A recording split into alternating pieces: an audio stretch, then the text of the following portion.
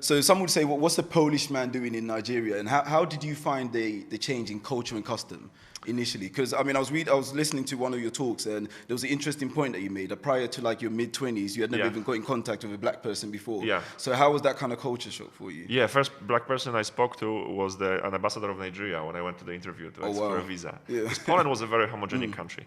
And this is a problem because you meet a black person for the first time and you don't even know if you're racist or not. Because how would you know? Which is the honest thing to say, actually, definitely is. Yeah. Because you don't know how you're going to react to it and what their sort of like communications. And I said that because I remember reading an article for parents. It's like, you want to raise a racist kids, pretend that colors don't exist. And then they just come up with their own sometimes assumptions which are not good. You got to educate them about the differences, etc. Most definitely, yeah. But coming back to your question, for me, it was no decision making. It was just an opportunity to work for this huge online company called Rocket Internet.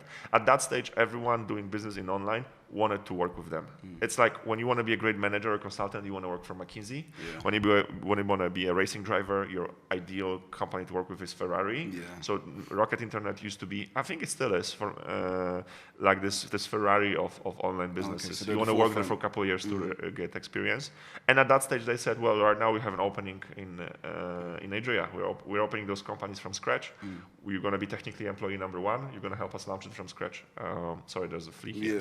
And I'm like, I have nothing to lose. If we fail, it's going to be mostly your money. I'm just losing time, but I'm getting a lot of experience.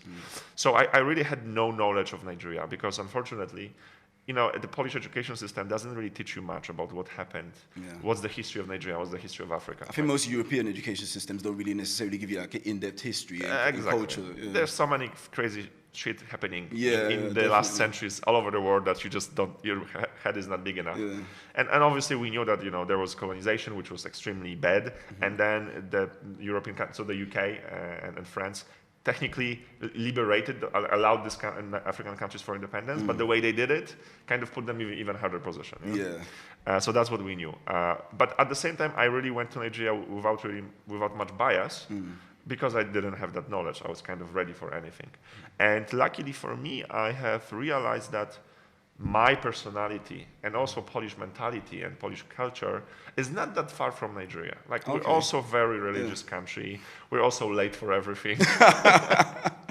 That's one of the big ones in West Africa. Well, I think most parts of Africa. Yes, well, time, there's a philosophical approach to time, to the concept of time. It's a hierarchical thing as well. It's got a strange little undertone. What else? I guess you care about building informal relationships before you enter business with someone. Like, you many times do meetings in the evening or on a Sunday because you want to get to know your potential business partner better. Because let's face it, just because you have something in the contract doesn't mean it's going to be delivered. Like, you want to get to know that person. And I think above all, that stage where Nigeria was in 2012, because that was the first time I went there, that really reminded me of Poland of the early 90s when the communism has collapsed. And we were on the edge of this huge economical revolution where huge fortunes were built overnight, almost. At that stage, I was only a couple years old in Poland, so I kind of missed that opportunity. But you're able to see that change happen. I saw the transition. Exactly, And I was like, this is going to happen in the next 10, 20 years. And there are some problems on the way. There's corruption, etc., etc. People really don't have purchasing power. It tends to happen with the booming economies. But in the end, it will grow because I think, again, let's go back to these corporations and to business. Like, even if they're bad, they will make sure that you have purchasing power, so you can let them make money. So Nigeria was, for me, was like Poland of the early 90s. That was like a very simplistic approach, but like 10 times bigger. Oh, wow, amazing.